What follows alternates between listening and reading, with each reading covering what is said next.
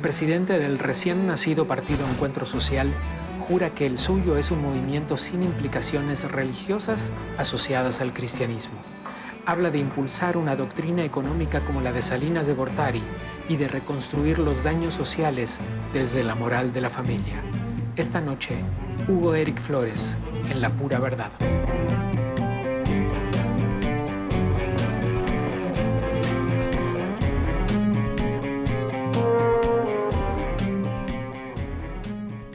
Seremos una sorpresa electoral, dijo usted. ¿Me explica qué clase de sorpresa piensan darnos? Sí, no nos conoce la opinión pública nacional. Somos conocidos por nuestro trabajo político estatal. Hay muchas gentes que creen que nuestra organización no tiene futuro político y nosotros no tenemos la menor duda que después del 7 de junio del año que entra va a ser convalidada una fuerza política nueva e independiente en este país. ¿Quiénes van a votar por ustedes? Le hablamos a ese más del 50% de mexicanos que no van a votar. Eso es cierto, es una cifra exacta. Además, en las elecciones intermedias rebasa el 50%. Sí, lamentablemente. Hay gentes que no nos sentimos representados por ninguno de los partidos políticos existentes y creemos que ese es el electorado al que a nosotros nos interesa. Ese 50% del electorado que habitualmente no acude a las urnas a votar, es un 50% de la población electoralmente activa harta de la clase política, pero ustedes de alguna forma pertenecen a esa clase política. Realmente nosotros no pertenecemos a esa clase política. No van a ver entre nosotros figuras, los grandes nombres. Ese es uno de los principales objetivos de esta organización. Queremos construir una nueva clase política, nuevos gobernantes, gente común y corriente, que sin haber participado antes, sin tener los vicios, las mañas de otras organizaciones, puedan encontrar en el Encuentro Social un canal nuevo de participación política. Alguna de las dos cosas saldrá mal. Mira, o sus deseos de mantenerse al margen o sus deseos de hacer buena política. ¿Sabes? Nosotros nos definimos más como una organización de carácter social. Eso es el espíritu de nuestra organización. Hemos hecho trabajo asistencial en muchos lados. Somos una unión de organizaciones sociales que decidieron entrar a la arena política y sentimos que ese va a ser nuestro éxito.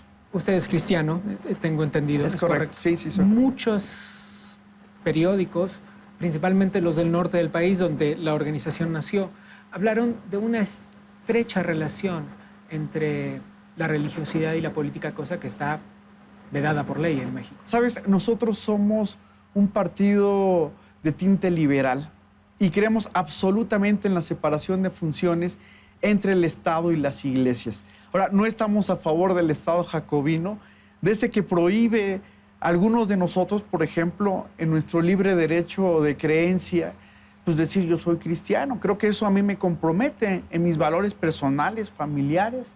Queremos tener políticos más transparentes y por eso nos estamos diciendo, muchos de nosotros, yo soy uno de ellos, nosotros sí somos cristianos, pero el partido no tiene un tinte religioso. El partido, al contrario, abandera absolutamente un Estado laico, ¿no?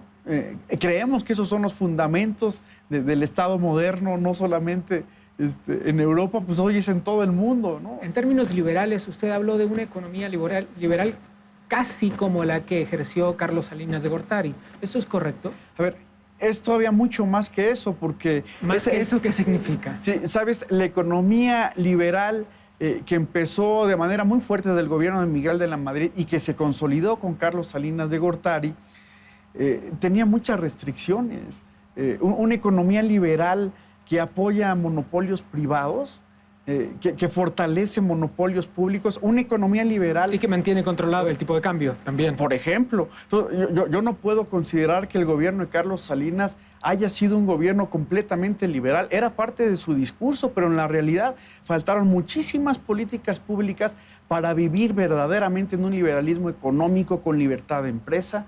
Hoy hay una gran reforma que esperamos funcione de la manera en que los mexicanos estamos anhelando que suceda. Nosotros sí estamos hablando, desde luego, de una libertad económica total, donde el gobierno no sea un agente económico, sino sea un agente supervisor. Eso significaría ser un partido liberal en términos sociales, significaría alinearse con las democracias más ejercitadas del mundo, que están a favor de los matrimonios del mismo sexo, del derecho a abortar. ¿Qué piensa usted al respecto? Mira, yo no creo que necesariamente ese sea sean temas sociales, ¿no? Cuando nosotros hablamos de los ¿No le temas parecen sociales, esos asuntos sociales? es de protección de derechos humanos de minorías. A ver, por ejemplo, nosotros tenemos posiciones muy concretas con respecto a la despenalización del aborto, ¿no? Las tenemos, las vamos a seguir teniendo. Creemos en la vida, absolutamente. Creemos en los principios de vida y no estamos a favor de la despenalización del aborto total. Estamos a favor, desde luego, de todas las causales que establecen las leyes federales, malformaciones, violaciones que pongan en peligro el producto. Ahora, lo que estamos en contra es de volvernos una sociedad que no proteja la vida. ¿Hasta dónde llega la esfera de lo privado y hasta dónde llega la esfera de lo público? Hay decisiones que tendrán que tomar de manera personal cada una de las personas que se encuentren en una situación como esta, pero hay también la esfera de lo público. Hasta dónde una cosa que pensamos unos o que pensamos otros se tiene que convertir en una ley para toda la sociedad. Eso depende, supongo, de cuánta gente lo piense. Las leyes están para regular las mayorías. Y también para proteger a las minorías, ¿no? Y también para proteger a las minorías, porque eso, bueno, finalmente, pues sí nos llevaría a vivir en un país más democrático, que buena falta nos hace, ¿no? El Instituto Nacional Electoral acaba de otorgarle el registro como partido político a la organización que usted preside. Y cuando esto sucedió, usted dijo claramente, textualmente: nosotros hemos trabajado durante años sin recursos, mientras que los otros pagaban acarreos y hasta rentaban estadios. ¿Quiénes son los otros? Son todos los demás partidos políticos. Desafortunadamente, el sistema de partidos que se creó en México solo se mueve a través de las prebendas, ¿no? Es una lástima que en nuestro país se vicie la voluntad popular a través de la compra de votos. ¿Y por qué la gente va a creer que ustedes se van a mantener al margen de eso y cómo lo van a hacer? Bueno, para empezar... Digo, no es que esté conforme con eso, desde luego, pero... Me queda muy claro. Muy difícilmente los mexicanos estamos conformes con eso, pero ¿sabes qué es lo que pasa? Hay mucha necesidad en nuestro país. Es necesario que entendamos hoy la pobreza en la que se vive, que es una realidad en nuestro país, y esa pobreza pues genera votos de hambre. Nuestra garantía es muy sencilla. No lo podríamos hacer en estos momentos porque no tenemos recursos, y en el futuro tampoco lo vamos a hacer porque nosotros vamos a transparentar hasta el último centavo de nuestros recursos. Eso tienen que hacerlo todos los partidos. Lo tienen que hacer todos los partidos, nada más que unos lo hacen con bastantes mañas y en otros no nos interesa. Ahora, hay una inequidad en esta contienda electoral. El año que entra, uno de los partidos va a tener 1,200 millones de pesos para todo el año y nosotros vamos a tener 32 millones de pesos. Un partido va a tener 30 spots. Ustedes tienen 36 millones solamente de aquí a fin de año. Eso es lo que nos va a tocar en recursos para la campaña electoral, ¿no? Y ciertamente nosotros hoy tenemos esos recursos que estamos utilizando en instalar 300 comités distritales, 32 comités estatales. Realmente son recursos muy exiguos, pero estamos acostumbrados a trabajar con la voluntad de la gente, ¿no? El año pasado en Baja California tuvimos 98% de representación en las casillas. Eso nos causa un gran orgullo porque no le pagamos un peso a nadie. Hoy todos los partidos políticos pagan a sus estructuras electorales. Nosotros vamos a buscar la conciencia ciudadana y decir, represéntenos en una casilla para que nuestros votos sean contados y, ¿qué creen? No les vamos a pagar nada. Tenemos que empezar a cambiar esa cultura política y la verdad es que es uno de los motivos originales y principales de nuestra organización. Permítame concentrarme en algunos detalles de su biografía política. Sí.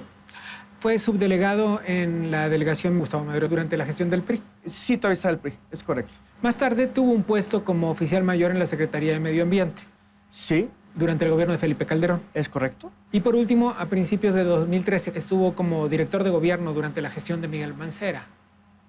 Sí, el último año del gobierno de Marcelo Ebrard y los primeros meses del gobierno del doctor Mancera. Usted se queja de todos los partidos políticos, pero resulta que estuvo en los tres más grandes. No estuvimos en ningún partido político. Fue empleado del gobierno en los tres. No estuvimos en ningún partido político.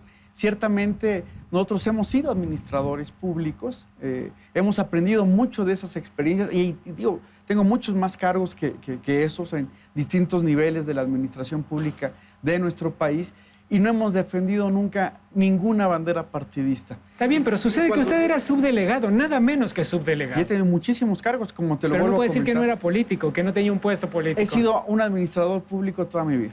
Por cierto, acabó con una inhabilitación por parte de la Secretaría de la Función Pública, ¿me cuenta?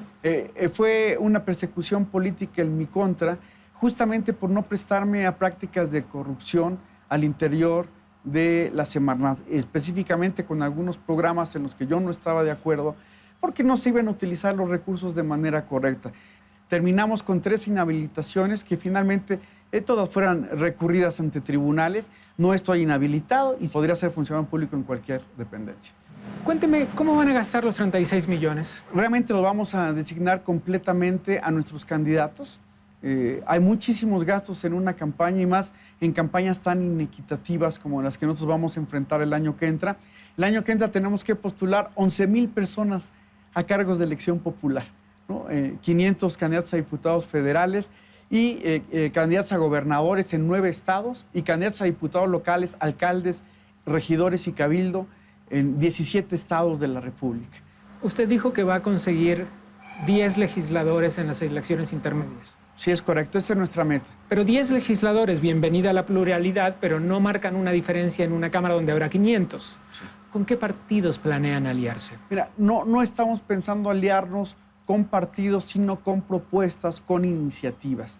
Estamos a favor de las alianzas de gobierno, no de las alianzas electorales, ¿no? Que permitan, cuando hay coincidencias en algún tema, apoyar cierto tema y generar consenso. ¿Está en contra de las alianzas? De las alianzas electorales sí estamos en contra. Entonces nunca van a participar de una, ¿lo puede jurar hoy y cumplirlo? Sí, a ver, no podemos jurar cosas que no sabemos que si pueden suceder o no suceder. Lo que te quiero decir es que estamos a favor de que nuestra legislación se cambie. ¿Por qué no las alianzas mejor se dan una vez después de las elecciones? Es una propuesta que nosotros traemos.